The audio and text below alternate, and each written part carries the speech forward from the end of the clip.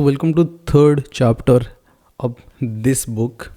और इस वीडियो में दोस्तों डजेंट मैटर आप कोई भी स्ट्रेटेजी पकड़ रहे हो, बट जो रूल्स मैं आज इस वीडियो में बताने वाला हूँ, अगर वो रूल्स को आप ध्यान से सुनो और अपने लाइफ में एग्जीक्यूट करो तो फिर आपका जो लर्निंग कर्व है ना, कोई भी पर्टिकुलर स्ट्रेटेजी को लेकर मास्टरी का जो कर्व है बहुत छोटा हो जाएगा दोस्तों। अगर ये चीज़ आज अगर वीडियो को अच्छे से नहीं देखोगे ना तो फिर जो चीज़ बहुत कम टाइम में होने वाली थी आपको 2 साल 3 साल तक लग जाएंगे। बिलीव मी, इतना ज़्यादा इंपॉर्टेंट है ये वीडियो, पर्टिकुलरली इस वन। तो मैं चाहता हूँ कि अगर आप ये देख रहे हो, इस वीडियो को देखना चालू कर चुके हो, अगर आपके पास टाइम है तो प्लीज़ हर चीज़ को अभी शट डाउन कर दीजिए और चुपचाप इस वीडियो को ध्यान से देखिए पूरे एंड तक। अगर टाइम नहीं है तो फिर प्लीज़ सेव कर लीजिए, जो भी आप काम कर रहे हो उसको ख़त्म करने के बाद ये वीडियो देखिए, ठीक है। और विदाउट वेस्टिंग एनी टाइम मैं वीडियो शुरू करना चाहूँगा, क्योंकि ये बहुत ही इंपॉर्टेंट चीज़ें हैं जो मैं आज आपको बताने वाला हूँ, ठीक है। तो पहले ये चैप्टर 3 और specific entry point analysis the SEPA strategy. This is the strategy that Mark मिनेविनी यूजेस। और ये स्ट्रैटेजी उन्होंने डेकेड्स ऑफ एक्सपीरियंस से बनाया, ठीक है। आगे जाके हम हर चीज़ को देखेंगे। हम जब भी मार्केट पहली बार के लिए देखे थे तो हमारे माइंड में ये आए थे कि जब भी स्टॉक मार्केट मूव करती है ना, मूव तो ऐसे ऊपर नीचे करके करती है। अगर स्टॉक मार्केट ऊपर नीचे करती है तो जब नीचे आएगा तो हम बाई कर लेंगे, ऊपर जाएगा सेल कर लेंगे, बेसिक आइडिया। तो हम एक पैटर्न जिसको कहते हैं बॉटम फिशिंग, तो उसमें फंस जाते हैं। तो ऑथर भी पहले बॉटम फिशिंग में फंसे थे और जैसे उनको पता चला कि इसमें खास कुछ सक्सेस मिल नहीं रही, ऊपर से उन्होंने ऑब्जर्वेशन किया कि देयर इज़ रीज़न कि ये स्टॉक नीचे क्यों है। हर स्टॉक अगर ऊपर है तो उसका कोई रीज़न तो होगा ज़रूर कि क्यों ये स्टॉक ऊपर जा रहा है।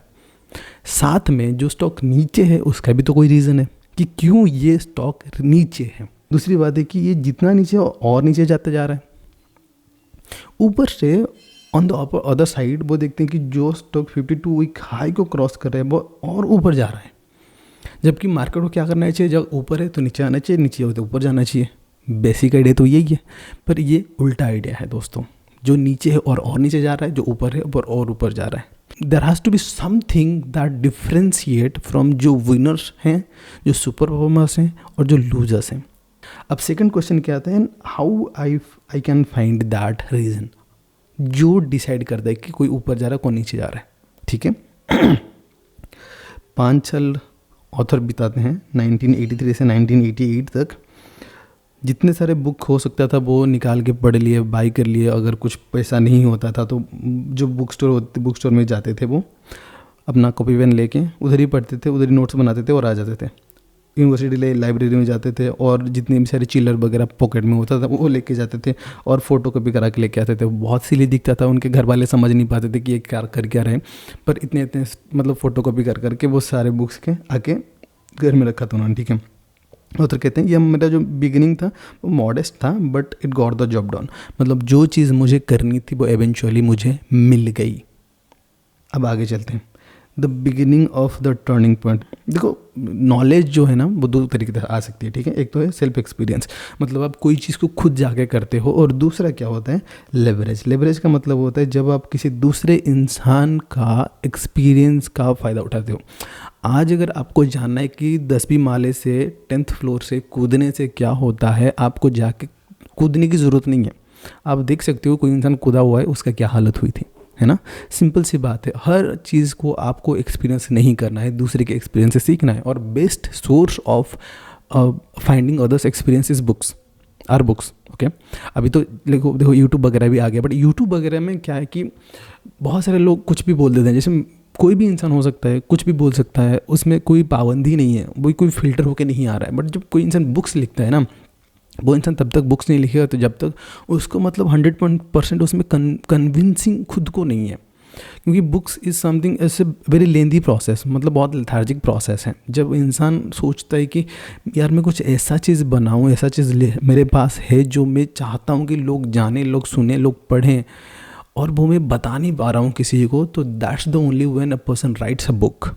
बट यूट्यूब वीडियो मन किया बना दिया, कुछ भी बोल दिया, कुछ भी ब्लॉग जैसे रिकॉर्ड कर लिया कुछ भी, तो उस तरीके से अगर कोई इंसान रिकॉर्ड करे तो उसकी value incomparable to somebody writing a book उसकी वैल्यू बहुत अलग है। यहाँ पे 20 साल की एक्सपीरियंस एक इंसान ने शेयर करी हुई है। उस कंपैरिजन टू आप सोचो कि एक वीडियो में क्या शेयर किया हुआ होगा। हर दिन एक नया वीडियो बना रहे तो हर दिन कुछ ना कुछ तो बक ही रहा है इंसान। बट जब कोई इंसान एक बुक लिखता है तो उसमें कितना ज़्यादा इन्फॉर्मेशन होगी। तो ऑथर ने जितने सारे लोगों से सीखी हुई थी, सारे लोगों की जो थ्योरीज हैं जो भी हैं वो सारे इसमें नोट किए हुए हैं, ठीक है। रिचर्ड लॉब्स करके एक इंसान थे, उनसे वो सुपर परफॉर्मेंस स्टॉक नाम का एक चैप्टर था उनकी बुक में, जो 7th वाला चैप्टर था, वहाँ पे पढ़े थे। वहाँ पे देखा था उन्होंने कि ये जो पर्सन है ना, जितने सारे स्टॉक हैं जो 300% के ऊपर गए हैं उनका एक स्टडी किया हुआ है। ये चीज़ें उनको बहुत क्लिक हुआ, क्योंकि अब उनको समझ आ गया कि देखो कोई स्टॉक अगर 300% भागा है तो क्या क्या उनमें कैरेक्टरिस्टिक्स हैं, क्या क्या ट्रेड्स हैं, यही तो हमें करनी है। अगर मुझे स्टॉक फाइंड आउट करने हैं जो एक दिन में 20% भागे, पर्टिकुलरली इंडियन मार्केट में, तो मुझे उन्हीं को तो स्टडी करना पड़ेगा ना जो एक दिन में ऑलरेडी 20% भाग चुके हैं। तो क्या रीज़न था, कैसे भागा, और मैं कहाँ पर इसको पकड़ सकता हूँ, ये सारे क्वेश्चन मेरे दिमाग में आएंगे, करेक्ट। तो ये जो रिचर्ड लव करके थे, उनका ये जो एक्सपेरिमेंट है उनको बड़ा मज़ा आया था पढ़ने में, ठीक है। पढ़ने के बाद इनको बड़ा मज़ा आया, लेकिन उसके बाद इसको पता नहीं चला कि कैसे मैं इसको यूटिलाइज करूँ मेरे ट्रेडिंग जर्नी में। फिर 1988 में मार्क आर रिंगनॉम करके एक शख्स थे जिन्होंने एक आर्टिकल लिखा था, the anatomy of A stock market winner. तो उसमें उन्होंने 100% जो स्टॉक मूव करे हुए थे, 222 ऐसा कुछ स्टॉक्स था, उनका एक स्टडी पब्लिश किया था। जैसे ही ये स्टडी देखते हैं मार्क मिनर्वी ने, उनके दिमाग चमकते हैं, अरे ये तो इस इंसान ने भी करा हुआ था, रिचर्ड लव्स ने भी करा हुआ था। तो इनको लगता है कि कैसे मैं इन दोनों का कॉम्बिनेशन करके कुछ तो आइडेंटिकल फाइंड आउट करूं, ठीक है। नाउ जितना इन्होंने उन दोनों को कॉम्बिनेशन किया, उसके बाद इनको 3 चीज़ें अपने दिमाग में क्लियर हो गई। 3 चीज़ें क्या थी, ध्यान से सुनना, बहुत इंपॉर्टेंट 3 चीज़ें हैं, ठीक है। अगर ये 3 चीज़ें आपके दिमाग में आती है तो उसके बाद हम नेक्स्ट स्टेप पे जा सकते हैं। अगर दिमाग में आपकी ये 3 चीज़ें नहीं आई अभी तक, तो हम अगले स्टेप में जा ही नहीं पाएंगे। समझ रहे हो बात को, ध्यान से सुना। पहला चीज़ है, there is a right time and there is a wrong time to buy a stock. हर दिन स्टॉक बाई करना, हर दिन स्टॉक सेल करना राइट नहीं होता। कुछ दिन होते हैं जो बाई करने लायक होते हैं, कुछ दिन होते हैं जो सेल करने लायक होते हैं। हर दिन बाई सेल नहीं किया जाता। हर दिन अगर बाई सेल करोगे तो you are never going to be a professional trader. ये ऑथर को समझ आ गई थी। दूसरी बात क्या है, stock with super performance potential are identifiable before they increase dramatically in price. कोई भी एक सुपर परफॉर्मेंस जो भी स्टॉक करने वाली है, ड्रामेटिकली जिसका प्राइस इंक्रीज होने वाला है, उसको पहले से फाइंड आउट किया जा सकता है। ये रॉकेट साइंस नहीं है। अगर रॉकेट साइंस भी है तब भी इसको फाइंड आउट किया जा सकता है, क्योंकि रॉकेट साइंस इज ऑल्सो, मतलब हो सकता है बहुत सारे उसमें ऐसे चीज़ें हैं जो हम समझ नहीं पाएंगे, but there are some mathematics, some pattern, जो चीज़ें हम मास्टरी कर सकते हैं। तो ऑथर का कहना ये है कि ये जो चीज़ हम करने जा रहे हैं सुपर परफॉर्मेंस से पहले आइडेंटिफाई करना, ये एक इम्पॉसिबल टास्क नहीं है, ये एक पॉसिबल टास्क है। देखो, समझना कि एक possible task is the biggest thing. अगर आप कह रहे हो कि कोई बॉटम फिश नहीं कर सकता, तो it's a impossible kind of impression that you are imposing upon it. But अगर आपके दिमाग में कि हो सकता है ये चीज़, मतलब मास्टरी की जा सकती है, अगर कोई स्टॉक मूव करने वाला है ऐसे, उससे पहले उसको फाइंड आउट करना पॉसिबल है, बस इतना ही आपके दिमाग में स्टोर है, तो फिर हम आगे बढ़ सकते हैं। अगर आपको लगता है कि पॉसिबल ही नहीं है तो फिर हम आगे बढ़ ही नहीं सकते। इसलिए मैंने बोला कि ये तीनों पॉइंट जो हैं आपके दिमाग में प्रॉपर आने चाहिए, अंदर से फील होना चाहिए। मैं इसको इम्पोज करके आपके दिमाग में डाल नहीं सकता। जब तक आपको खुद को कन्विंस नहीं हो तो, या फिर कन्विक्शन नहीं आती, तब तक हम आगे नहीं बढ़ सकते। चलिए, तीसरा पॉइंट है, बाय करेक्टली इन्वेस्टिंग। अगर हम सही तरीके से इन्वेस्ट करें तो हम छोटे कैपिटल को भी, एक स्मॉल अमाउंट के कैपिटल को भी फॉर्च्यून में तब्दील कर सकते हैं रिलेटिवली शॉर्ट पीरियड। एक कम टाइम में भी छोटे अमाउंट को भी हम फॉर्च्यून बना सकते हैं दोस्तों। ये तीनों चीज़ें जब तक मतलब ऑथर के माइंड में आई, उनका माइंड चमक गया, उसके बाद वो अलग लेवल पे रिसर्च करने लगे। इसको कहते हैं द मेल्टिंग पॉट। अब द मेल्टिंग पॉट क्या चीज़ है मैं आगे बताता हूँ, ठीक है। तो रॉबर्ट ए लेवी करके एक ऑथर थे, उनका बुक में इन्होंने पढ़ा पहली बार रिलेटिव स्ट्रेंथ नाम का एक वर्ड। रिलेटिव स्ट्रेंथ क्या होता है? जब एक स्टॉक रिलेटिवली अपने इंडेक्स से या फिर दूसरे कंपनी पीयर से तेज़ी से भागने लगता है, जो स्ट्रेंथ होती है उसको कहते हैं रिलेटिव स्ट्रेंथ। तो ये रिलेटिव स्ट्रेंथ जब ऑथर ने पढ़ा, इससे एक चीज़ तो क्लियर हुआ, जो वीक स्टॉक्स थे ना पहले, जो वो सोचते थे बॉटम फिश करनी है, जो स्टॉक अभी पीटे हुए हैं, नीचे गिरे हुए हैं, 52 वीक लोज में हैं, जो ऊपर जा सकते हैं, ये स्टॉक सारे ख़त्म हो गए।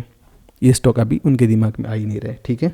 सेकंड, एडवर्ड एस जेन्स, जो भी अगर नाम खराब पढ़ रहा हूँ तो प्लीज़ माफ़ करिएगा। 1967 में उन्होंने एक बुक लिखा था स्टॉक मार्केट ब्लूप्रिंट। उसमें इन्होंने ये 4 चीज़ों के बारे में लिखा था, इनकम ग्रोथ, साइक्लिकल ग्रोथ और डायनामिक ग्रोथ। ये 4 चीज़ों के बारे में लिखा था जो इनको मतलब अच्छा लगा पढ़ने में और कुछ सीखे ये वहाँ से, ठीक है। फिर डोंचिन करके ज़बरदस्त इंसान थे, जिनसे इन्होंने सीखा कि ट्रेंड फॉलोइंग होती है, मतलब 5 MA और 20 MA का ये जो क्रॉस ओवर है या फिर क्रॉस डाउन जो भी है, ऊपर जाने वाली नीचे जाने वाली जो ये चीज़ें हैं ना, ट्रेंड फॉलोइंग, ये चीज़ें उन्होंने वहाँ से उठाई। फिर विलियम जिल्टर करके एक पर्सन थे जिन्होंने चार्ट पैटर्न के ऊपर एक अच्छा बुक लिख रखा था, जैसे कप एंड हैंडल हो गया, जिसको बाद में विलियम ओनील ने फेमस करा 1960s में, ठीक है। तो ये सारी चीज़ें मास्टर करने के, ये सारी चीज़ें पढ़ने के बाद फिर पढ़ा इन्होंने जेसी लिवरमोर, जो इन सब का बाप था, जो कि 1907, अब समझ रहे हो, मतलब 20वीं सदी की सबसे मतलब पुरानी, सबसे पहले टाइम पे ही ये इंसान ने मतलब स्टॉक मार्केट में अलग लेवल का पैसा कमाया था। जब 1929 में क्रैश आया था ना, उसमें 100 मिलियन का उन्होंने शॉर्ट करा था। उनको पहले ही पता चल गया था कि यह भी क्रैश होने वाली है, तो ऊपर से उन्होंने शॉर्ट मारा और एक दिन में उन्होंने वहाँ $3 मिलियन तक, एक दिन में $3 मिलियन। आप समझ रहे हो बात किस टाइम की हो रही है? 1929, आज के टाइम पे भी $3 million is really big amount. तब के टाइम पे उन्होंने $100 मिलियन बना लिए शॉर्टिंग करके, और एक क्रैश में ही बस। उतने पैसे में अभी अगर सिंपली वो क्या बोलते हैं, वो FD भी करा देते ना, जो टिपिकली इंडियन माइंड में होता है ना, FD भी करा देते, तो फिर भी कितना पैसा बनता कंपाउंडिंग इफेक्ट में, आप समझ पा रहे हो ना। तो उतना ज़्यादा पैसा उन्होंने शॉर्टिंग में एक बार में बना लिया था। अब ये चीज़ उन्होंने नोटिस किया इन सारे लोगों को पढ़ने के बाद कि ये जो भी मतलब बेसिक क्राइटेरिया होती है ना, वो हमेशा सेम ही रहती है। जेसी लिवरमोर जो है वो इंसान 1929 में, और ये सारे 1960s में है या फिर उसके बाद का है, और ये इंसान खुद 1988 में, और अपने खुद के एक्सपीरियंस के बाद भी ये देख रहा है कि कुछ चीज़ें हैं जो बेसिक क्राइटेरिया जो हम आज भी सेम है, रिलेटिव स्ट्रेंथ आज भी सेम है, वो 100 साल पहले भी सेम ही चल रही थी। इकोनॉमी बदली, इंडस्ट्री चेंज हुई, मतलब टेक्नोलॉजी का एडवांसमेंट हुआ, बट इरेस्पेक्टिव ऑफ एवरीथिंग आज भी सेम चीज़ ही काम कर रहे हैं जो 100 साल पहले काम कर रही थी। तो बेसिक क्राइटेरिया जो होता है एक स्टॉक का मूव करने का, वो क्राइटेरिया आज भी सेम है। तो अगर कई बार हमारे दिमाग में ये आती है कि देखो दोस्त, आज सपोज जब ऑथर ने ये US चैम्पियनशिप जीता था, वो तो 20 साल हो गए, उसको 30 साल हो गए। 30 साल पहले की टेक्नोलॉजी, आज की टेक्नोलॉजी बहुत अलग है। आज तो अल्गो ट्रेडिंग आ गया, आज तो लोग डिफरेंट, मतलब क्या बोलते हैं उसको, फुटप्रिंट चार्ट आ गए। पहले तो नहीं होते थे, पहले तो सिंपल डे एंड में आपको प्राइस दिखता था। डे ट्रेडिंग में पता नहीं अजीब तरीक़े से वो ट्रेडिंग कर रहे थे, ट्रेडिंग फ्लोर में जाके, समझ रहे हो ना बात को। तो despite of everything, economy change हुई, इंडस्ट्री चेंज हुई, बट हर चीज़ सेम ही रहा। अब आगे बढ़ते हैं, ठीक है। उसके बाद ऑथर की लाइफ में आता है टेक्नोलॉजी। तो ऑथर को एक तो समझ में आ गई थी कि जो थ्योरीज पहले से चलती आ रही हैं, सेम थ्योरीज आज भी हैं और आगे भी रहेंगी, मतलब बेसिक जो भी क्राइटेरिया होते हैं। उसके बाद जब ऑथर की लाइफ में टेक्नोलॉजी आई, 1980 में उन्होंने फर्स्ट टाइम कंप्यूटर्स लिया, तो उसमें उनका वो जो स्क्रीनिंग प्रोसेस है ना, मतलब स्क्रीनिंग प्रोसेस बहुत सॉर्ट आउट हो गया था। अब यहाँ पे मैंने लिखा एंड ऑफ द स्टेज 1, ये बुक का पार्ट नहीं है, ये मेरे माइंडसेट का पार्ट है।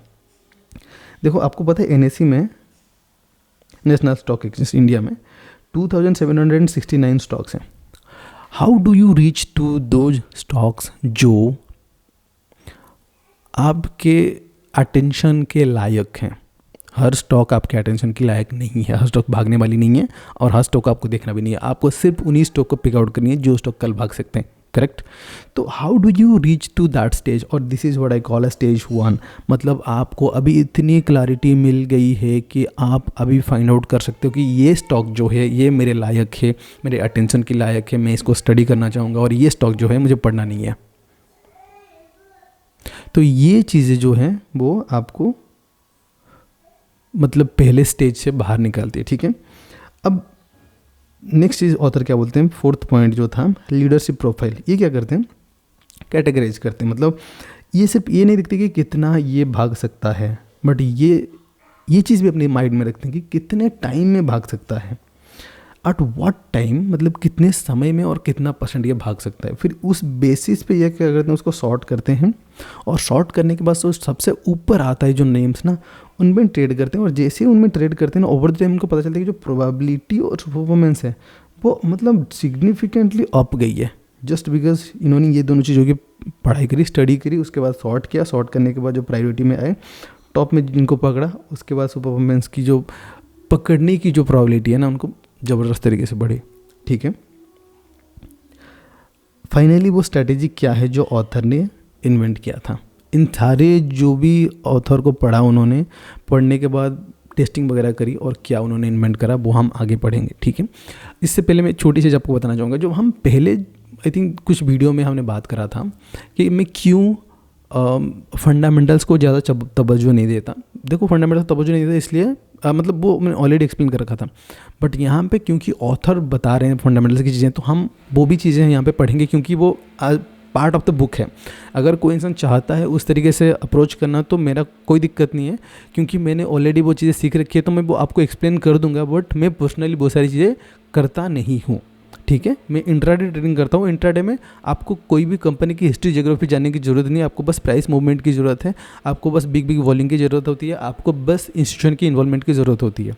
तो क्योंकि मेरा माइंड फ्रेश रहे, मेरा माइंड मतलब कन्वर्ट हो एक चीज़ के ऊपर, इसलिए मैंने अपना जो ट्रेडिंग स्टाइल है उसको चेंज कर रखा है। बट बाकी अगर कोई इंसान इस स्ट्रेटजी को फॉलो करना चाहता है तो वो बिल्कुल कर सकता है, क्योंकि मैं चीज़ों को समझता हूँ, तो मैं आपको सेम चीज़ें एज इट इज़ एक्सप्लेन कर दूंगा, ठीक है। पहली बात, सेपा स्ट्रेटजी में क्या होता है, सेपा ऑलरेडी हमने एक्सप्लेन कर रखा है इन द बिगिनिंग, ओके। ये पूरे चैप्टर का नाम ही है सेपा। एक स्टॉक ट्रेंड में होनी चाहिए। देखो 3 तरह का चीज़ें रहती हैं मार्केट में, एक होता है डाउन ट्रेंड, एक होता है अप ट्रेंड, दूसरा होता है साइड, तीसरा होता है साइडवेज। स्टॉक ऊपर की ओर जाना चाहिए। अगर ये हो रहा है तो अब ट्रेंड आपका सही है। दूसरा क्या है, आप उसको फंडामेंटल देखोगे। मैं फंडामेंटल्स नहीं दिखता, बट आज मैं ये चीज़ें सारी एक्सप्लेन करूँगा। देखो फंडामेंटल्स में 3 चीज़ें अच्छी हैं, देखिए अभी अर्निंग कैसी है, सेकेंड रेवेन्यू कैसे है, तीसरे मार्जिन। अर्निंग मतलब एक शेयर के ऊपर वो कितना ज़्यादा पैसा कमा रहे हैं, अर्निंग पर शेयर जो होती है वो आप देखते हो। रेवेन्यू मतलब सेल्स वगैरह आप देखते हो। मार्जिन मतलब उसकी प्रॉफिट कितना है, जैसे पैट हो गया, EBITDA हो गया, ये सारी चीज़ें आप मार्जिन में देखते हो, ठीक है। नेक्स्ट आती है कैटलिस्ट, जो तीसरा इंपॉर्टेंट पॉइंट होता है। अब कैटलिस्ट जो होती है ना, वो मार्केट बहुत इजीली कहीं पे भी नहीं आती। अब जब उनकी प्रेजेंटेशंस वगैरह पढ़ोगे, अब उनकी जो जनरल मीटिंग वगैरह होती है ना, उनको आप अटेंड करोगे, फिर उनकी जो क्या बोलते हैं उसको, ट्रांसक्रिप्ट भी आ जाती हैं, अब PDF वगैरह भी आ जाती हैं, उनको डाउनलोड करके। अभी तो लोग ChatGPT में भी सीधा अपलोड करके पूछ लेते हैं कि क्या क्या मतलब ये सारी चीज़ें हैं, मुझे बता दे, इंटरेस्टिंग चीज़ें हैं। बट एसेंशियली होता है क्या था कि लोग उनको पढ़ते थे, पढ़ने के बाद उनको उसमें फाइंड आउट करते थे कि क्या ऐसा चीज़ है, क्या ऐसे कैटलिस्ट है जो स्टॉक को आसमान मतलब रॉकेट बना सकता है। तो ये सारी चीज़ें लोग उस पर्टिकुलर स्टॉक में फाइंड आउट करने की कोशिश करते थे, ठीक है। ये थोड़ा डिटेक्टिव वाला वर्क हो गया, जिसमें कोई नया प्रोडक्ट उन्होंने लॉन्च किया, जो कि अभी के टाइम पे उनका जितना भी रेवेन्यू जनरेट हो रहा है, जितना सेल्स हो रही है, सबसे ज़्यादा सेल्स उसी एक प्रोडक्ट के कारण ही आ रही है। क्या ऐसा एक प्रोडक्ट उन्होंने लॉन्च किया, क्या एक कोई अप्रूवल मिली, मतलब चाहे एक बड़ी FSSAI अप्रूवल हो, चाहे कोई गवर्नमेंट अप्रूवल हो, FDA अप्रूवल हो। US में आई थिंक FDA होता है, इंडिया में होता है कि नहीं, मतलब मेरे को नहीं पता। तो ये सारी चीज़ें थोड़ी ज़्यादा सब्जेक्टिव हैं, तो मैं उसके और ज़्यादा अंदर नहीं जा सकता। बट गवर्नमेंट अप्रूवल वगैरह जो होती हैं ना, या फिर छोटे छोटे एरिया में अगर कहीं पे आप कुछ बिल्ड करना चाहते हो तो फिर वहाँ पे भी आप जो उनकी पंचायत होती है, उनकी जो स्टेट गवर्नमेंट होती है, हर चीज़ में आपको बहुत सारे अप्रूवल्स लगते हैं। तो जब जैसे आपको अप्रूवल मिलते जाते हैं, कॉन्ट्रैक्ट वगैरह मिलते जाते हैं, या फिर टेंडर वगैरह मिलते जाते हैं, ये सारी चीज़ें आपको मतलब एक कैटलिस्ट होती हैं जो एक स्टॉक को रॉकेट बना सकती हैं। तीसरा ये CEO जैसे हो गया, बोर्ड ऑफ डायरेक्टर हो गए, एक चेयरपर्सन हो गया कंपनी की, कंपनी कहीं पे एक्वायर हुआ, कोई कंपनी को मतलब एक्वायर कर लिया है, फिर कंपनी किसी को सोल्ड करी अपने आप को, तो ये सारी चीज़ें कैटलिस्ट होते हैं जो एक स्टॉक को रॉकेट बना देते हैं। और ऑथर क्या करते हैं specifically, what excites the investors, ये फाइंड आउट करने की कोशिश करते हैं। जैसे एक कल्ट बन जाता है, जैसे एप्पल का कल्ट बना था, एंड्रॉइड यूज़र एप्पल यूज़र अपने आप को प्रीमियम मानते हैं, करेक्ट। जैसे गुची, प्राडा, मतलब वेयरिंग से मतलब कैटेगरी में ये कंपनीज जो हैं वो रिच लोग पहनते हैं, ये कंपनी जो है मतलब वो लोग पहनते हैं जो नॉट लाइक मिडिल क्लास और लोअर मिडिल क्लास लोग पहनते हैं। तो ये जो कैटेगरी बिल्डिंग होती है, बड़े बड़े कार्स हो गए, लैम्बोर्गिनी हो गई, वो कहते हैं ना फरारी कभी आर्ट नहीं देती टीवी में, क्यों? क्योंकि फरारी के जो मतलब देखने बाई करने वाले लोग हैं, उनकी जिनका पैसा औकात है वो टीवी नहीं देखते। तो ये जो कल्ट बन जाती है, ये कल्ट को बहुत ज़्यादा प्रेफर करते हैं, क्योंकि इन्वेस्टर्स को ये चीज़ें बहुत ज़्यादा अट्रैक्ट करती है। जैसे इंटरनेट का नाम सुनते हैं हमें गूगल ध्यान में आता है। देखो बहुत सारे सर्च इंजन होते हैं, गूगल इस सिंपल है सर्च इंजन, है ना। उनके बहुत सारे प्रोडक्ट जैसे क्रोम वगैरह, ये वो जो भी हैं, ये सिर्फ सर्विसेज हैं। बहुत सारे अदर भी मतलब एज करके ब्राउज़र है, मोजिला फायरफॉक्स ब्राउज़र है, अगर सर्च इंजन खोजो तो बिंग सर्च इंजन है, याहू सर्च इंजन है, बहुत सारे सर्च इंजन है, बट गूगल का नाम सीधा सीधा सिंक हो गया इंटरनेट के साथ। तो ये जो कल्ट बन जाती है ना दोस्तों, इसके ऊपर ऑथर क्या करते हैं, सबसे ज़्यादा प्रायोरिटी देते हैं, ठीक है। जैसे ई कॉमर्स के बारे में आ गया तो अमेजोन का नाम सबसे दिमाग में पहले ध्यान में आता है। बहुत सारी चीज़ें हैं पर अमेजोन का नाम बहुत सीधा ध्यान में आता है, ईबे का नाम ध्यान में आता है। अभी स्टोर के बारे में अगर बात हुआ तो इंडिया में डी मार्ट का नाम आता है, रिलायंस का नाम आता है, बट अगर बाहर जाओ तो वॉलमार्ट का नाम आता है। तो ये जो चीज़ें हैं ना, इसमें जो कल्ट बन जाती है लोगों की, जैसे कॉफ़ी में इसका नाम है क्या कॉफ़ी का नाम है यार, स्टारबक्स। तो ये जो कल्ट बन जाती है ना, इन कल्ट को ऑथर ज़्यादा प्रीफर करते हैं फाइंड आउट करना, क्योंकि जितना ज़्यादा ये कल्ट बनता जाएगा, इन्वेस्टर की अटेंशन उतना ज़्यादा आती जाएगी उसमें, ठीक है। नेक्स्ट है एंट्री पॉइंट। देखो ये यहाँ पे ना सबसे इंपॉर्टेंट, कैटलिस्ट में कुछ भी कैटलिस्ट हो सकता है, और ये हमेशा बहुत ज़्यादा सब्जेक्टिव मैटर रहता है, इसको कभी भी आप फिल्टर नहीं कर पाओगे। इसको फिल्टर करने के लिए आपको मैनुअल आई ही चाहिए, और मैक्सिमम टाइम ये तभी फिल्टर होता है जब ये मार्केट मूव कर जाती है। ऊपर करने के बाद ही लोग जब बैक इंजीनियरिंग करते हैं ना, तभी जगह समझ में आती है कि चलो ये रीज़न था जिसके कारण ये ऊपर गई थी, ठीक है। नेक्स्ट है एंट्री पॉइंट, ठीक है। देखो हर स्टॉक एटलीस्ट 1 एंट्री पॉइंट तो देता ही देता है, कई बार आपको थोड़े ज़्यादा एंट्री पॉइंट मिलते हैं जिसको हम लो रिस्क एंट्री पॉइंट कहते हैं। कई बार ऐसा होता है कि अगर आपने ये चीज़ मिस करा है और आपने फोमो में एंट्री करा है, तो इनकरेक्ट एंट्री करा है आपने, तो आपका स्टॉप लॉस जो है वो अननेसेसरीली बहुत जल्दी स्टॉप लॉस जाएगा।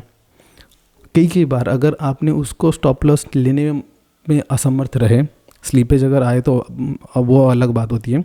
अगर आपने बिना स्टॉप लॉस से काम किया तो अगर बड़ी लॉस भी हो सकती है उसमें।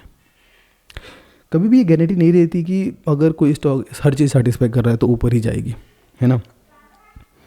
तो बुल मार्केट में परफेक्टली आपको टाइम करना बहुत ज़्यादा ज़रूरी है। अगर आप बुल मार्केट में परफेक्टली टाइम करते हो तो प्रॉफिट आपको राइट अवे ही आनी चाहिए, और ऑथर यही चीज़ देखते हैं स्टॉक मार्केट में कि जैसे मैं घुसूँ मेरा स्टॉक पॉजिटिव में ही हो, मैं नेगेटिव में जाऊँ ही ना। तो इस तरीके के एंट्री पॉइंट ऑथर ढूंढते हैं, और बहुत बार ऐसे जो एग्जांपल्स हमें बुक्स में दिखे हैं ना, सारे एग्जांपल्स का एग्जैक्टली सेम क्या बोलते हैं उसको, स्क्रीनशॉट हैं, जहाँ जैसे ही ऑथर ने एंट्री करी है उसके बाद स्टॉक ऊपर ही ऊपर गया है, नीचे कभी नहीं गया। तो this is what author wants कि मैं जब भी घुसूँ तो मार्केट वहाँ से ऊपर ही भागे, नीचे मत आए बिल्कुल भी। तो इमीडिएटली वो प्रॉफिट मतलब पॉजिटिव होना चाहते हैं, ठीक है। नेक्स्ट है एग्जिट पॉइंट। ये बहुत इंपॉर्टेंट है। देखो पहली बार तो हम स्टॉप लॉस के बारे में बात करते हैं। देखो जितने सारे भी आप स्टॉक को फिल्टर करोगे, ज़रूरी नहीं है कि सारे स्टॉक ही ऊपर जाएंगे। इनफैक्ट ये अश्योरेंस है कि not all the stocks will go up, many of the stocks will simply go down. बहुत सारे स्टॉक्स ऐसे होंगे लोगे आप चुप करके नीचे जाएंगे, जिसको हम कहते हैं स्क्वाट भी। वो आगे जाके पढ़ेंगे क्योंकि बुक में एक छोटा सा पार्ट भी है जब आप सेटअप के बारे में पढ़ोगे, लिटरल सेटअप के बारे में पढ़ोगे, ठीक है, जिसको स्क्वाट कहते हैं। आप जैसे ही उठाओगे नीचे आएगी वो, मतलब स्क्वाट के बारे में बाद में तो वापस स्टॉक ऊपर भी जाती है, बट कई बार होती है सीधा आपकी स्टॉप लॉस शीट होती है और नीचे भी जाती है, है ना। कई बार ऐसा होगा बाकी स्टॉक्स ऊपर नहीं जाएंगे, ठीक है। तो आपको एक पहली बात है मैंडेटरी एसएल रखनी है, और आपको मैंडेटरी एसएल हिट होगा भी। अगर आप फोर्सफुली अपने आप को एग्जिट नहीं करते हो ना, तो कई बार आपको बहुत बड़ा लॉस झेलना पड़ेगा। और एसएल लगाना मैंडेटरी इसलिए है क्योंकि जब स्टॉक नीचे जाएगी तो आपको बहुत ज़्यादा ज़रूरी है खुद को बाहर निकालना। क्योंकि अगर आप मैनुअली ये चीज़ करने जाओगे ना, कई बार आपकी इमोशन सामने आएंगी और आप एग्जिट नहीं कर पाओगे। आपको थोड़ा लगेगा कि रुक जाता हूँ, थोड़ा सा रुक जाता हूँ। ऐसे करते करते करते करते करते करते स्टॉक बहुत नीचे चला जाएगा और आप बहुत लेट एग्जिट करोगे। जबकि अगर आपके पास मैंडेटरी एसएल होता तो आप बहुत जल्दी उसमें से निकल जाते। तो इसीलिए मैंडेटरी एसएल एसएल जो है वो मैंडेटरी ही होना चाहिए, ठीक है।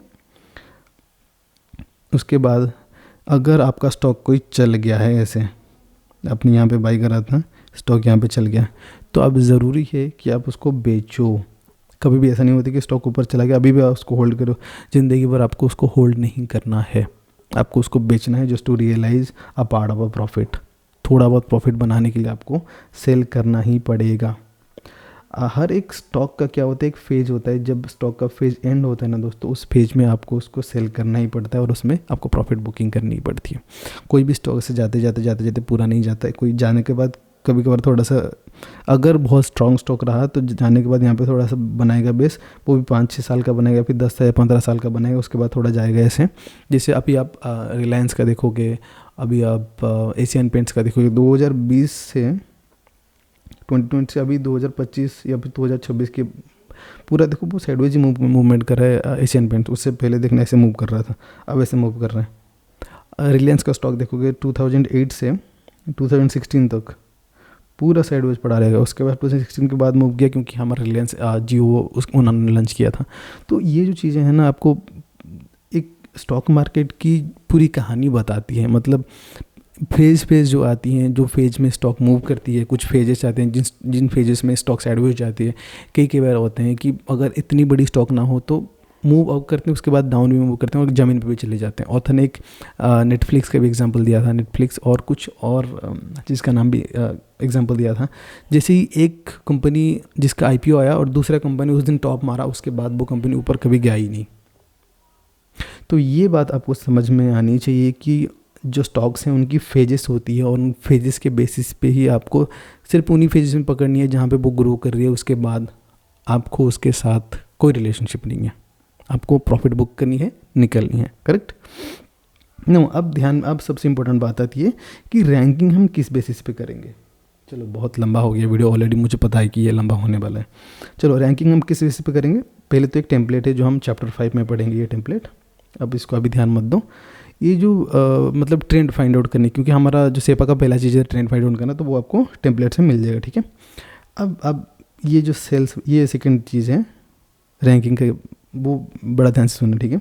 इसमें सेल्स हो गया, कितनी सारी चीज़ें वो बेच रहे हैं, या फिर जो बेच रहे हैं उनका जो क्वांटिटी आ रहा है, रेवेन्यू जनरेट हो रहा है सेल्स में, क्या वो प्रोडक्ट लाइनिंग से आ रहा है, कोई प्रोडक्ट वो बेच के वो अमाउंट ऑफ रेवेन्यू जनरेट कर रहे हैं, या फिर कोई उनका एसेट बिक रहा है। कहीं पे उनका कोई फैक्ट्री था, वो फैक्ट्री बिक गया, कुछ मशीन से मशीन्स बिक गया। ये सारी चीज़ें भी जो है ना वो ऐड होते हैं उनकी जो सेल्स पे, जो आपको पता नहीं होता, बट वो आपको ध्यान से देखोगे तो एसेट कैटेगरी में आपको दिखेगा कि कौन से एसेट से कहाँ से उनको कितना कितना प्रॉफिट मिला हुआ है। तो ये चीज़ आपको बराबर दिखनी चाहिए। सिर्फ मतलब रेवेन्यू देख के आप नहीं इसको डिसाइड कर पाओगे, ठीक है। सेल्स अर्निंग्स क्या हुआ कि कितने मतलब पर शेयर जो उनकी अर्निंग है वो साल दर साल बढ़ रही है, नहीं बढ़ रही है। इसमें हमेशा आप CAGR देखोगे, अर्निंग पर शेयर, बार बार आप देखोगे क्वार्टरली बेसिस पे बढ़ रही है, नहीं बढ़ रही, या फिर आप ईयरली बेसिस पे देखोगे आप बढ़ रही नहीं बढ़ रही। नेक्स्ट है मार्जिन, EBITDA देखते हो आप, पैट देखते हो, प्रॉफिट आफ्टर टैक्स या profit before tax and all, earning and tax and all. उसके बाद आप ग्रोथ देखते हो कि ROC वगैरह देखते हो, उनकी क्या कर देखते हो कि मतलब ईयर ऑन ईयर कैसे ग्रोथ होती है, या फिर ये क्वार्टर ऑन क्वार्टर कैसे ग्रोथ होती है, ये वगैरह देखते हो। रिलेटिव स्ट्रेंथ हमेशा पीयर टू पीयर कंपेयर करी जाती है, मतलब दूसरे स्टॉक जो सेम ग्रुप में है, सेम कैटेगरी में है, उनमें किस तरीके की ग्रोथ हो रही है और इसमें किस तरीके की ग्रोथ हो रही है, जो रिलेटिवली कितना फास्ट ये स्टॉक मूव कर रहा है, प्राइस मतलब वोलेटिलिटी कितना है, क्या बहुत तेज़ी से ऊपर नीचे हो रहा है, फिर धीरे धीरे स्मॉल मूवमेंट कर रहा है। ये चीज़ें बहुत ज़्यादा मैटर करती हैं। और ऑथर कहते हैं 90% जो स्टॉक हैं जिनको हमने टेम्पलेट के थ्रू फिल्टर किया था, 90% स्टॉक यहाँ भी कट जाते हैं।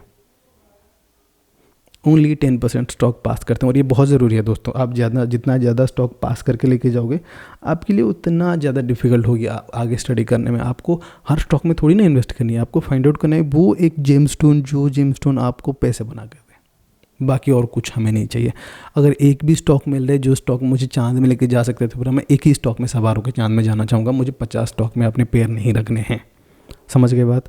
तो नेक्स्ट और कहते हैं मैनुअल रिव्यू एक एस्पेक्ट है जो आपको करनी पड़ेगी, क्योंकि ये मैनुअल रिव्यू जो है वो आपको एक एज देता है। क्योंकि हर चीज़ें स्टॉक मार्केट में आप डायरेक्टली फिल्टर के थ्रू फिल्टर नहीं कर सकते, मैनुअल रिव्यू ज़रूरत होती ही है। ठीक है, अब आगे बढ़ते हैं। ठीक है, रिपोर्टेड अर्निंग एंड सेल्स हमें पढ़ा है ऑलरेडी। अर्निंग के बारे में मैंने बताया आपको, सेल्स के बारे में बताया। अब इसको मैनुअली देखो। अर्निंग में आपने सपोज एक कैटेगरी मार दिया, चलो कि जो CAGR इसकी अर्निंग जो भी है सेल्स वो 15% होनी चाहिए जो भी है।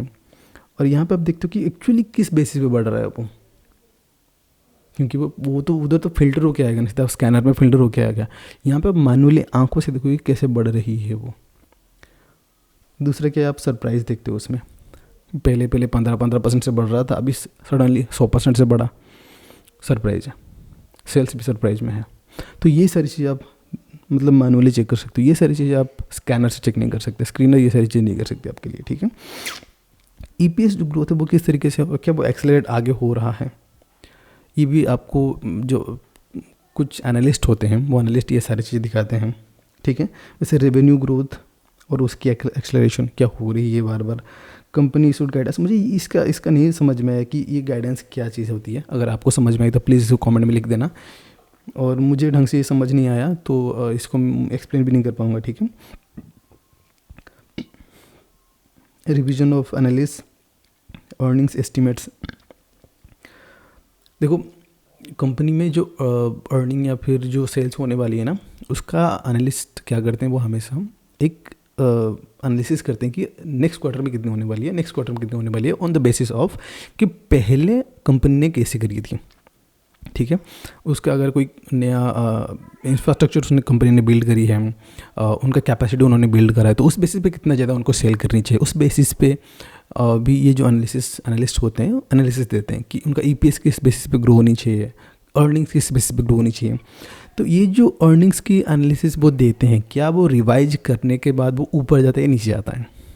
अगर ऊपर जा रही है तो बहुत अच्छी बात है ना कहीं वो एक्सपेक्ट कर रहे हैं कि कंपनी और ज़्यादा बेहतर करेगी। नीचे जा रही है तो कहीं ना कहीं इसका मतलब है कि कंपनी कुछ तो झोलमल कर रही है कि ये और नीचे जाने वाली है अभी, है ना।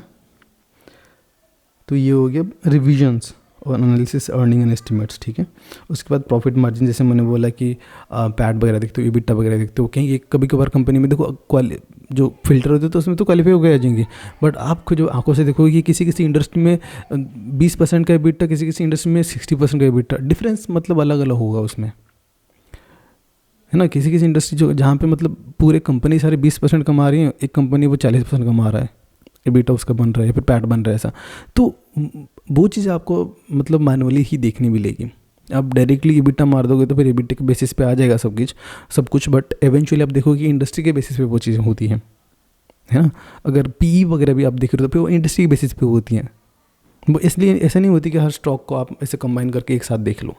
जो इसलिए फंडामेंटल जो है ना वो काफ़ी कॉम्प्लेक्स एंड वो पेचीदा सब्जेक्ट है, बट स्टिल क्योंकि हम ये वीडियो बना रहे हैं तो मुझे हर चीज़ को जितना मेरा आइडिया है, जितना मेरा नॉलेज है, उस बेसिस पे मैं एक्सप्लेन कर रहा हूँ। अगर मैं कहीं पे कुछ गलत बोल भी रहा हूँ ना तो प्लीज़ उसको टाइम स्टैम्प में डाल देना नीचे कमेंट सेक्शन में, टाइम स्टैम्प डाल देना, उसमें एक्सप्लेन कर देना वो चीज़, ताकि जो दूसरे लोग देखें उनको समझ में आ जाए बात। मैं उसको पिन भी कर दूँगा। ठीक है, ओके, नेक्स्ट आगे बढ़ते हैं। वो कंपनी इंडस्ट्री कौन सी इंडस्ट्री से बिलोंग करती है और उसका मार्केट पोजीशन कैसा है, किस तरीके से वो अपने आप को पोजीशन कर रहे हैं मार्केट में, ये बहुत मैटर करता है। अमूल की अपनी पोजीशन है, MRF की अपनी पोजीशनिंग है, मतलब कई बार ये पोजीशनिंग ही ना मार्केट में सब चीज़ चेंज करती है। जैसे हमारे कंपनी था, क्या बोलते हैं उसका, तेल बनाती थी यार, पैराशूट, कोकोनट ऑयल बनाती थी। तो कुछ तो इसमें टैक्स वगैरह लगा था, तो ये बोला कि मैं तो वो उस तरीके का तेल नहीं बनाता, मैं इस तरीके का तेल बनाता हूँ। आई थिंक फूड ऑयल कुछ था और लगाने वाले ऑयल कुछ थे ऐसे, और फूड ऑयल में आई थिंक उसमें जो ज़्यादा टैक्स नहीं लगते ऐसा कुछ था, जिसका उसने बेनिफिट उठा लिया। हेयर ऑयल में टैक्स लगता है बट फूड ऑयल में टैक्स नहीं लगता, बट जब पैराशूट बनाता है वो ऑयल, वो फूड ऑयल करके बनाता है। किटकैट का आई थिंक ऐसा कुछ था। अपनी जो पोजीशनिंग होती है, वो वेफर बनाते थे या फिर चॉकलेट बनाते थे, चॉकलेट में ज़्यादा टैक्स लगता है, वेफर में नहीं लगता, और वो इस तरीके का अपना पोजीशनिंग के कारण टैक्स बचा लेते हैं। अपना जो मतलब क्या बोलते हैं, एक एज क्रिएट करते हैं मार्केट में, जिसके कारण उनको बेनिफिट मिलता है। ठीक है, ये सारी चीज़ें इसके यहाँ पे आती हैं। किस इंडस्ट्री बिलोंग करते हैं, उनकी मार्केट पोजीशनिंग कैसी है उसी इंडस्ट्री में ही। कई बार ये भी होता है कि किसी कोई कंपनी का जो मार्केट शेयर होती है वो बहुत बड़ी होती है। जैसे हम एशियन पेंट्स की बात कर रहे थे, बाकी सारे पेंट्स कंपनी 20-25% का अपना मतलब एक मार्केट शेयर रखती हैं।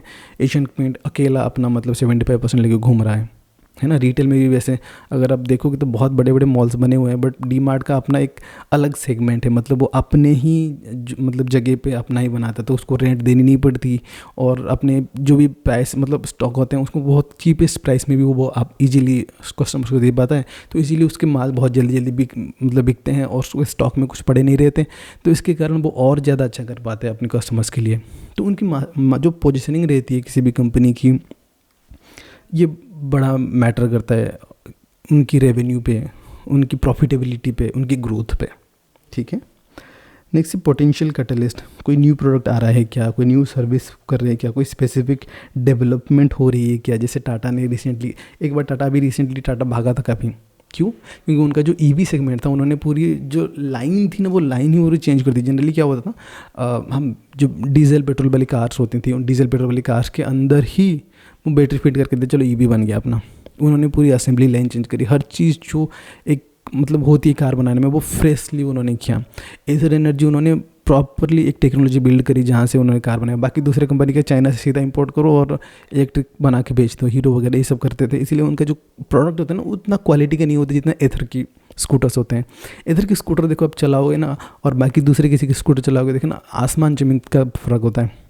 एथर और ओला के स्कूटर्स लगभग मतलब सेम पावर देते हैं, बट स्टिल आप जब एथर की स्कूटर चलाओगे ना, उसमें जो फील आएगी आपको, ओला में स्पीड अच्छी है, पर ओला में काफ़ी ज़्यादा हैंडलिंग में भी आई थिंक दिक्कत होती है उसमें। ठीक है, और एथर बोलते भी ये है कि हम जब बनाते हैं ना, तो इस ट्रॉपिकल कंडीशन के लिए बनाते हैं, बट जो चाइना से बन के आती है उनकी जो बैटरीज होती हैं, वो बैटरी ट्रॉपिकल कंडीशन के लिए नहीं होती। अगर ओवर हीटिंग हो जाए तो फिर वो आग लग जाती है उसमें, और आग लगने के कारण वो ओला उसका और ज़्यादा मतलब उसका पूरा क्या बोलते हैं उसको, जो इमेज हो गया वो ख़राब हो गया था। तो ये जो स्पेसिफिक डेवलपमेंट होती है किसी पर्टिकुलर चीज़ों में, जैसे एथर होता है ना, वो अपने उधर क्या बोलते हैं उसको, छोटा सा एक क्लस्टर, इंस्ट्रूमेंट क्लस्टर होता है, उसके अंदर जीपीएस वगैरह डाल दिया कि अब आप इधर से ही देखो, सिम डाल दिया उसमें। ये जो डेवलपमेंट होती है, तो ये डेवलपमेंट एक प्रोडक्ट को पुश करने में मदद करती है मार्केट में और ज़्यादा।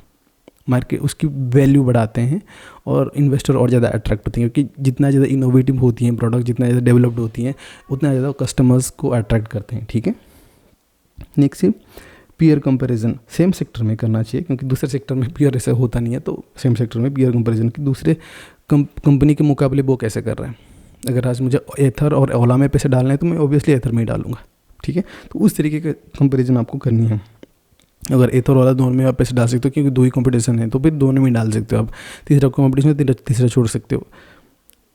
जैसे हीरो वगैरह भी तो है, हीरो मोटर को, बट उसमें आप देखो कि हीरो में भी कितना अमाउंट जो है सेल्स का वो ईवी साइड सेगमेंट से आ रहा है, कितना अमाउंट जो है वो पेट्रोल बाइक से आ रहा है। तो ये सारी चीज़ें भी आपको देखनी पड़ेंगी, और उसमें प्योर कंपैरिजन करना पड़ेगा आपको। ठीक है, प्योर बाय प्योर की सेल्स कैसे ग्रोथ हो रही है, पीएस कैसे ग्रो हो रही है, ये सारी चीज़ें भी आपको करनी पड़ेंगी।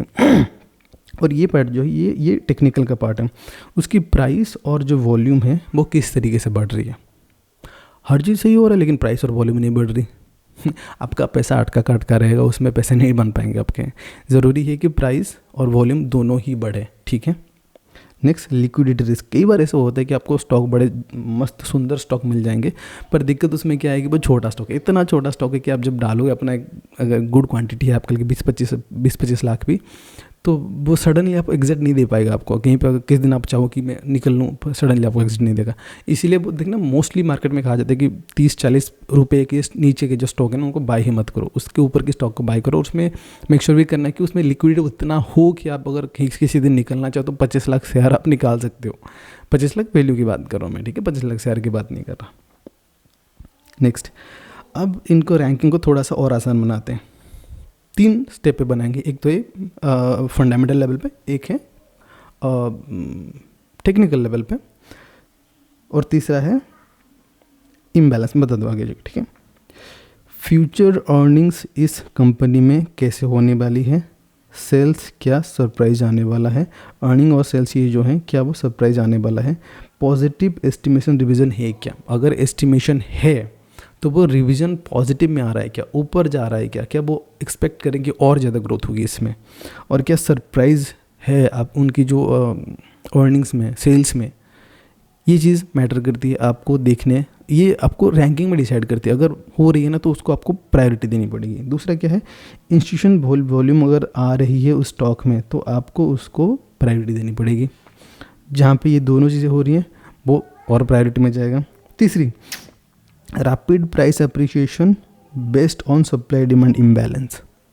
इम्बैलेंस का जो कॉन्सेप्ट है दोस्तों वो सिंपल है कि अगर आप कुछ खरीदने जाओ और वो मार्केट में ना मिले, आपको हायर एंड हायर प्राइस में वो चीज़ खरीदना पड़ेगा, क्योंकि वो मार्केट में ऑलरेडी शॉर्टेज है। और ये शॉर्टेज के कारण इसको हम कहते हैं इम्बैलेंस। डिमांड सप्लाई में जब इम्बैलेंस आती है तो प्राइस बहुत तेज़ी से अप्रिशिएट करता है।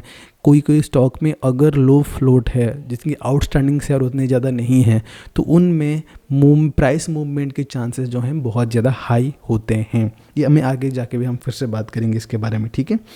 तो इन तीनों के बेसिस पे ही आप अपना रैंकिंग करते हो, ठीक है। हम आगे चलते हैं अभी। Next, profitability convergence. देखो, ऑथर हमेशा कहते थे कि उनको लोएस्ट रिस्क और हाईएस्ट रिवार्ड की एंट्री चाहिए, और ये तभी हो पाएगी जब वो एंट्री करते करते उनका लॉस में ना जाके सीधा प्रॉफिट में जाए। इमीडिएट प्रॉफिट होनी चाहिए, ठीक है। अब इमीडिएट प्रॉफिट में क्या क्या कंट्रीब्यूट करते हैं, देखो पहले तो फंडामेंटल हम ऑलरेडी पढ़ चुके हैं, टेक्निकल और मार्केट फैक्टर्स। ये तीनों जब कन्वर्ज करेगी, एक साथ में आएगी, तभी जाके आपको प्रॉफिटेबल बन पाएगा आप, ठीक है। फंडामेंटल्स में भी आप देखो, कोई न्यू प्रोडक्ट है क्या, इनोवेशन सर्विस, हमने जैसे चीज़ के बारे में बात करी। सम फंडामेंटल्स जैसे लाइक कोई मनी फैक्टर जो है, कुछ है ऐसा जो मतलब ज़्यादा मनी कंपनी में लेके आ रहे हैं, जल्दी लेके आ रहे हैं और कंसिस्टेंट बेसिस पे लेके आ रहे हैं, क्योंकि ये सारी जो चीज़ें होती है ना इंस्टीट्यूशन अट्रैक्ट करते हैं, ठीक है। अब टेक्निकल में क्या होता है, स्टॉक की प्राइस अगर अप्रिशिएट हो रही है और वॉल्यूम ज़बरदस्त आ रहा है तो फिर स्टॉक बहुत सही है। Market factors, market bull trend में, बेयर ट्रेंड में, साइडवेज में, क्या चल रहा है मार्केट में। ये मार्केट की जो ये जो मार्केट फैक्टर्स जो है ना वो इकोनॉमिक्स पे भी डिपेंडेंट होती हैं, वो इंटरनेशनल पॉलिटिक्स पे भी डिपेंडेंट होती हैं, जियो पॉलिटिक्स पे भी डिपेंडेंट होती हैं। एक मतलब क्या बोलते हैं उसको, कंट्री की इकोनॉमी पे भी डिपेंडेंट होते हैं। तो बहुत सारी चीज़ों पे डिपेंडेंट होते हैं मार्केट फैक्टर्स, ठीक है। तो ये सारे फैक्टर्स अगर साथ में आते हैं तो आपको इमीडिएट प्रॉफिट मिलती है, और आपको एक लो रिस्क और हाईएस्ट रिवार्ड वाला एक सेक्शन आता है, टाइमिंग आती है जहाँ पे आप एंट्री करते हो। तो इसीलिए मैं कह रहा था दोस्तों, इस वीडियो को ध्यान से सुनना, क्योंकि जिस तरीके की चीज़ें हम इसमें बात कर रहे हैं ना, वो बेयरली कोई आपको ऐसे सिखा रहा होगा इंटरनेट पे, ठीक है।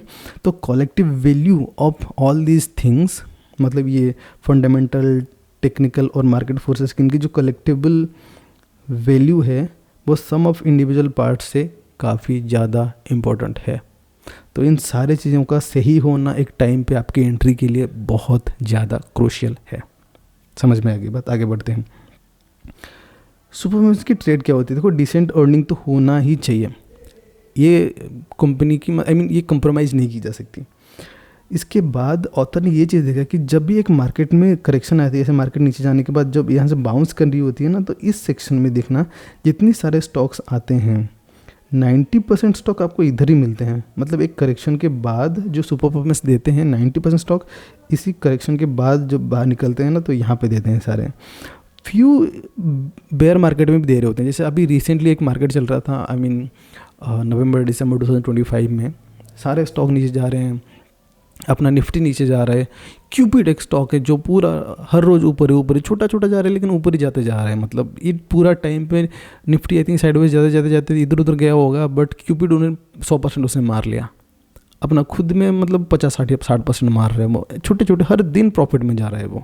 तो इस तरीके के कुछ स्टॉक होते हैं जो ऊपर जाते ही रहते हैं इन बेयर मार्केट में भी। But most of the time bear market जैसे बाहर निकलते हैं ना, बाहर निकलते ही बहुत सारे स्टॉक जो 90% ऑफ स्टॉक बेयर मार्केट के बाद ही आपको इतना बड़ा परफॉर्मेंस देते हैं। जो यूजुअली ऑथर तो कहते हैं 200-300%, वो 200-300% जो है वो यूएस मार्केट में मिलते हैं। इंडियन मार्केट में उतना लंबा स्टॉक बहुत रेयरली भागते हैं। नेक्स्ट है सुपर वुमेन्स आर यूथफुल। ये बहुत ज़्यादा ज़रूरी है क्योंकि आज टीसीएस है वो 20 साल पहले का टीसीएस वो टीसीएस नहीं है, करेक्ट, इतना तो क्लियर है। और वैसे एशियन पेंट आज एशियन पेंट जो है वो 20 साल पहले का एशियन पेंट वो नहीं है। और आज ऐसे बहुत सारी कंपनी हैं जो टीसीएस जैसे बन जाएंगे अगले 20 साल में, और आपको वही ढूंढने हैं। इसलिए ऑथर कहते हैं जो यूथफुल हैं ना, जो नए नए कंपनीज हैं आईपीओ के बाद 10 साल के अंदर जो हैं उन्हीं कंपनी में ढूंढो, क्योंकि वो कंपनीज आगे जाके बड़ा बन सकते हैं, जायंट बन सकते हैं। अगर आपने एक टाइटन ढूंढ लिया, जब राकेश झुनझुनवाला टाइटन ढूंढा था तब टाइटन ही था, टाइटन नाम से टाइटन था, पर जो बड़ा जितना है ना आज उतना नहीं था। तो बात वही है दोस्त, जितना यूथ होगा कंपनी उतना ही प्रोबेबिलिटी उतना होगी उसकी कि वो आगे और बड़ा हो सकता है। अगर कोई एक बड़ा हो गया है ऑलरेडी, वो लाख करोड़ का कोई बिजनेस है, वो और ज़्यादा बड़ा होने में उसको पॉसिबिलिटी ही नहीं उसमें ना, और कितना ही बड़ा होगा। 100 करोड़ का कंपनी 10,000 करोड़ बन जाए, फिर 1 लाख करोड़ बन जाएगी। पर अगर वो 10 लाख करोड़ ऑलरेडी है तो वो और ऊपर कैसे जाएगा? उसको और ऊपर जाने के लिए they have to take the entire world as a, क्या बोलते हैं उसको, ट्रिलियन में जाने के लिए, बिलियन जिलियन में जाने के लिए उनको पूरे वर्ल्ड को अपना क्लाइंट कस्टमर बनाना पड़ेगा। तो ये डिफ़िकल्टी है ना उसमें बहुत ज़्यादा है, अनसर्टेनिटी बहुत ज़्यादा होंगी। तो छोटे कंपनी में प्रोबेबिलिटी ऑफ ग्रोथ बहुत ज़्यादा है। This is the entire crux of this, ठीक है। जो कंपनी वो प्राइवेट होती है, प्राइवेट से पब्लिक जाती हैं, और प्राइवेट में भी उन्होंने अपना ट्रैक रिकॉर्ड प्रूव कर रखा होता है। प्राइवेट पब्लिक जाने से पहले ही उन्होंने अपना ट्रैक रिकॉर्ड प्रूव कर लिया। क्या मतलब होता है? अर्निंग्स उनकी अच्छी है, ग्रोथ उनकी अच्छी है, ऑलरेडी वो सक्सेसफुल हैं बिफोर पब्लिक। मतलब जब तक वो स्टॉक मार्केट में आते हैं तब से उससे पहले प्रॉफिटेबल है। वो ग्रो आया, फिजिक्स वाला आया अभी रिसेंटली, ग्रो उसने अगर आप देखो ब्रोकरेज जो भी ब्रोकर इंडस्ट्री में उन्होंने काफ़ी अच्छा किया था। जीरोधा बहुत ऊपर था, टॉप पे था, पर ग्रो उनको भी सरप्राइज करके चले गया। अभी उसका आईपीओ भी आ गया, आईपीओ आने के बाद भी उसका जो दबदबा है, उसका जो परसेप्शन है मार्केट में वो काफ़ी स्ट्रॉन्ग है। समझ लो ना बात को। तो ऑलरेडी जो मतलब स्टॉक सक्सेसफुल होते हैं प्राइवेट सेक्टर, मतलब प्राइवेट में होते हुए वो स्टॉक जब पब्लिक बनते हैं तो उसमें अटेंशन ज़्यादा आती है लोगों की, और उनकी भागने की जो प्रोबेबिलिटी और चांसेस होते हैं वो काफ़ी ज़्यादा होते हैं इन कंपैरिजन टू बाकी स्टॉक्स, ठीक है। तो 1990 में एक करेक्शन आया था। तो यहाँ पे ऑथर ने बहुत सारे नाम लेते हैं, उसके बाद मैंने ये स्टॉक में बहुत सारा पैसा बनाया, पर नाम हमारे लिए रिलेवेंट नहीं है क्योंकि बहुत सारे जो नाम हैं सारे वो यूएस मार्केट के नाम हैं, ठीक है, अब इंडिया मार्केट के नहीं हैं। तो करेक्शन के बाद मेरा इतना उसका जो आउटकम है उन पूरा इंटेंस ये का ये है कि फास्टेस्ट रिकवरी जो भी स्टॉक कर रहे होते हैं उन स्टॉक के ऊपर आपके नाम जाने चाहिए। जनरली क्या होता है, लोग हमेशा वही स्टॉक देखते हैं कि जो स्टॉक ऑलरेडी एस्टेब्लिश्ड है। ऑथर कहते हैं आप उल्टा करो, उन नाम को पकड़ो जो नाम अभी तक किसी ने सुना नहीं, क्योंकि जनरली इन्वेस्टर क्या होते हैं वो थोड़ा सा साई होते हैं उन नाम्स के पीछे जो नाम अभी तक मार्केट में आए नहीं हैं। तो इसीलिए आप क्या करो, उल्टा करो, रिवर्स करो कि जो नाम न्यू है ना उनको पकड़ो, क्योंकि उनके पास अभी प्रोबेबिलिटी है कि वो उस तरीके से भाग सकें जो पहली बार कोई स्टॉक ऐसे लंबा भागता है। तो जैसे करेक्शन के बाद अगर फर्स्टेस्ट रिकवरी कोई दिखा रहा है, ऐसे यहाँ से सब नीचे भागे, यहाँ से जब जा रहे हैं तो जो बेस्ट नाम है ना, बेस्ट नाम को छोड़ो और जो न्यू नाम है ना उन न्यू नाम को पकड़ो और देखोगे क्या कैटलिस्ट है, क्या है इस चीज़ में जो कि ये नेक्स्ट बहुत लंबा भाग सकता है, ठीक है। अगर ये पकड़ोगे ना तो कई बार आप पॉसिबिलिटी है कि आप बहुत अच्छा स्टॉक पकड़ लो जो आगे जाकर टाइटन बनने वाली है, आगे जाकर रिलायंस बनने वाली है, आगे जाकर टीसीएस बनने वाले हैं। नेक्स्ट ऑथर क्या कहते हैं, साइज मैटर्स। अगर कोई बड़ी कंपनी होगी तो उनकी मूव करने की जो क्षमता है वो बहुत स्लो है, ठीक है। तो स्मॉल कंपनी जो है वो फास्ट ग्रो करते हैं, तो ये आपको ध्यान में रखनी, जितनी कंपनी छोटी होगी, छोटी मतलब पूरा ऐसा नहीं कि वो 100 करोड़ के अंदर ही सारा कंपनी आप ले लो, मिनिमम तो 500 करोड़ होनी चाहिए। 100 करोड़ 500 करोड़ के अंदर ले भी रहे हो ना, तो फिर भी आपको बहुत सोच समझ के लेनी चाहिए। मिनिमम 500 करोड़ 1000 करोड़ की तो होनी चाहिए, क्योंकि इवेंचुअली आपको आपका कैपिटल अगर बड़ा होगा ना, तो फिर आप ऐसे जल्दी जल्दी अंदर घुस के बाहर नहीं भागोगे, मतलब लिक्विडिटी वाली इशू हो जाएगी आपको फिर, है ना।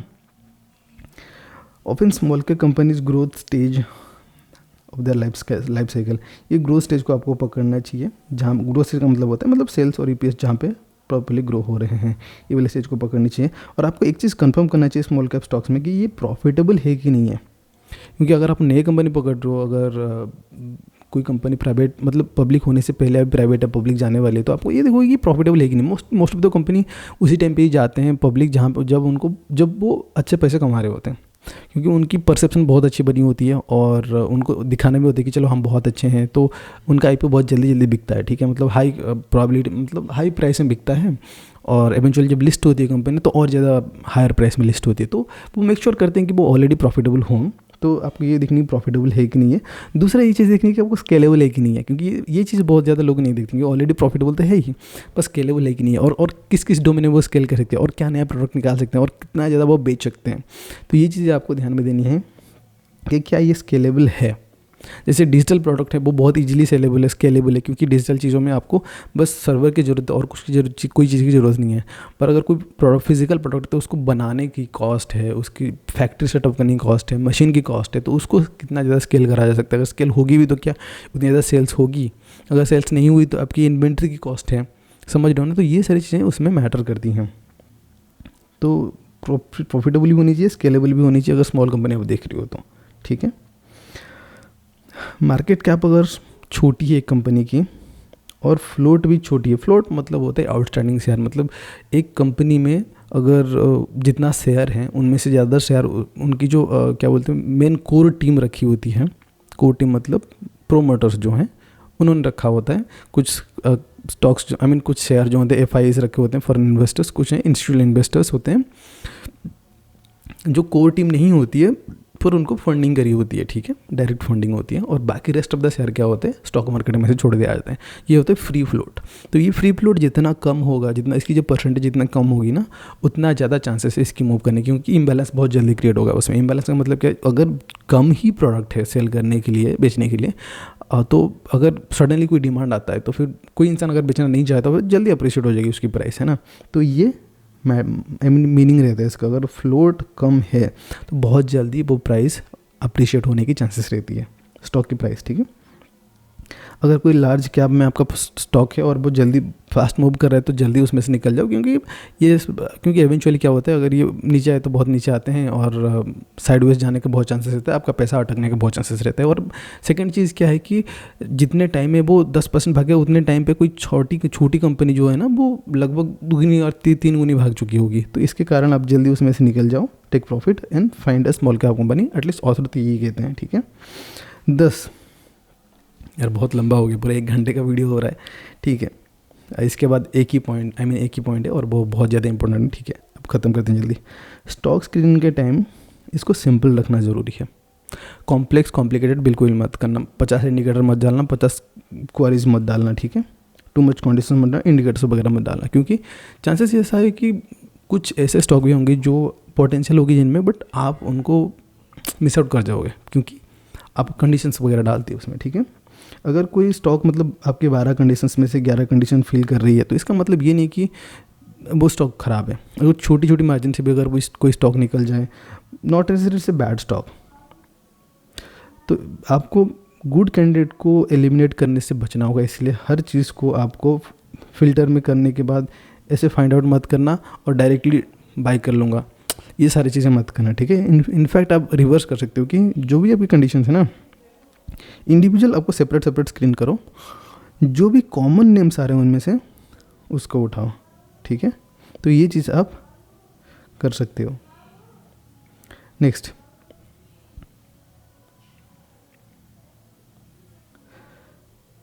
ये लास्ट पॉइंट है, ऑलमोस्ट 1 घंटा होने वाला है। Make a commitment to yourself, क्योंकि वन अप्रोच को अगर आप फॉलो नहीं करते तो एवेंचुअली आप बस घूमते रहोगे दोस्त।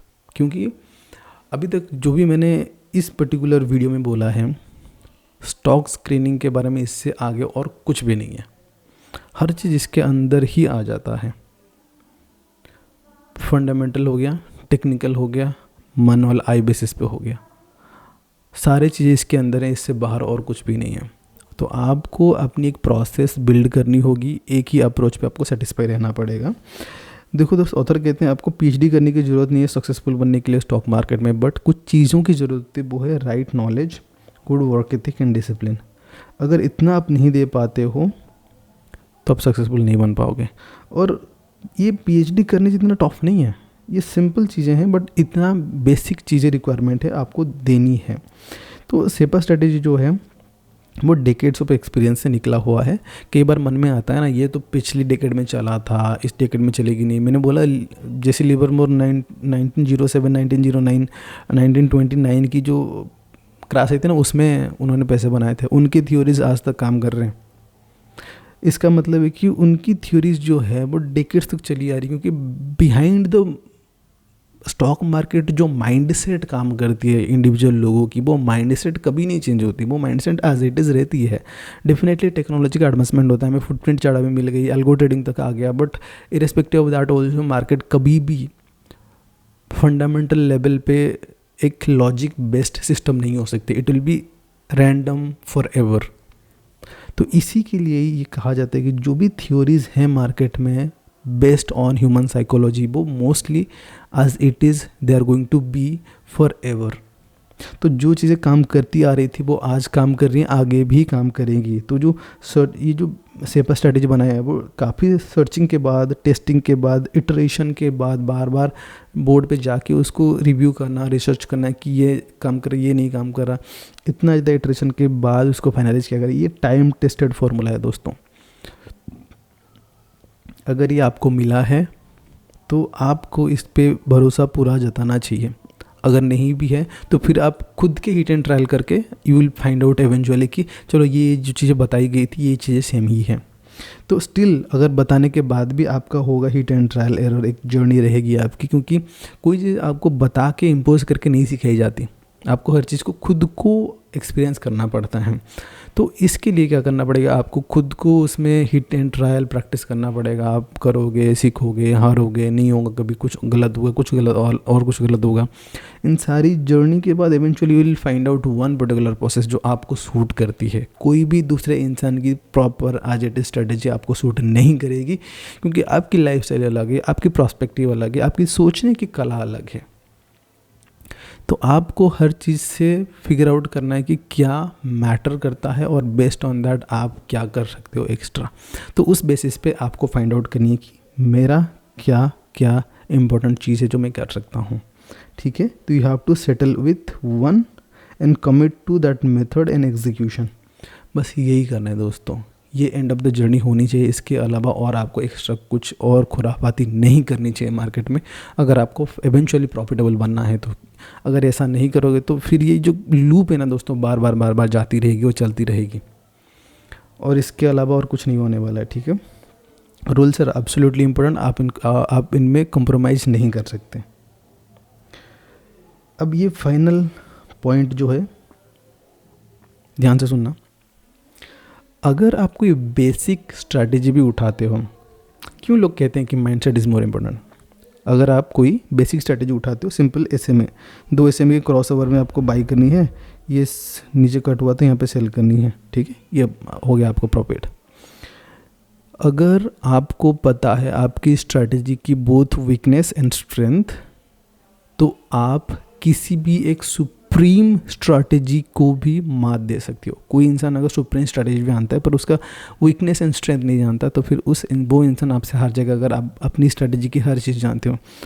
अगर एक बेसिक मूविंग एवरेज की भी हम बात करते हैं ना, एक कब काम करते हैं, सिर्फ जो अपर ट्रेंड होती है, डाउन ट्रेंड में और साइडवेज में ये काम नहीं करती। आपने मूविंग एवरेज लगाई, 2 छोटे मूविंग एवरेज लगाई, छोटा टाइम फ्रेम में इंतज़ार यूज़ किया, एक बड़ी मूविंग एवरेज लगाया आपने, करेक्ट, बड़ी मूविंग एवरेज और बड़ा टाइम फ्रेम पे। अब क्या होगा, जब तक बड़ी मूविंग एवरेज के ऊपर है तो आप बाई ही करोगे, उस बड़ी मूविंग एवरेज के नीचे आप सेल ही करोगे, सिंपल है। और छोटी जो मूविंग एवरेज होंगी, छोटा टाइम फ्रेम में होगा, आपको बाई करने का सिग्नल दे रहा होगा, सेल करने का सिग्नल दे रहा होगा, बस सिंपल। और इसके हिसाब से भी आपको थोड़ा सा एडजस्ट करना पड़ेगा, क्योंकि मतलब उसके अंदर भी थोड़ा सा कॉम्प्लिकेशंस हैं, बट मेरा कहने का मतलब ये था कि बस आपको फिगर आउट करनी, आपको जानना है कि आपकी जो स्ट्रेटेजी है उसकी कितनी ज़्यादा डेप्थ में आप जा सकते हो। कई बार क्या होती है कि आपकी स्ट्रेटेजी जो है कुछ पैरामीटर होते हैं उनमें, और आपको उन पैरामीटर को जज करना पड़ता है। जैसे मैं करता हूँ, मतलब मेरे स्ट्रेटेजी में, कि ये स्टॉक में कितना ज़्यादा वॉल्यूम आनी चाहिए इसको 20% भगाने के लिए। अगर इस स्टॉक में कई बार इम्बैलेंस स्टॉक भी आपको मिलते हैं, कई बार छोटे मतलब इलिक्विड स्टॉक भी आपको मिलते हैं, तो आपको फिगर आउट करनी पड़ेगी कि कितने लेवल, कितने साइज़ का वॉल्यूम चाहिए। तो आपको उस बेसिस पे रैंकिंग करना पड़ेगा। अगर कोई 20 करोड़ का वॉल्यूम आ रहा है किसी स्टॉक में, अगर कोई 5 करोड़ का वॉल्यूम आ रहा है तो मैं 20 करोड़ वाले को दूंगा।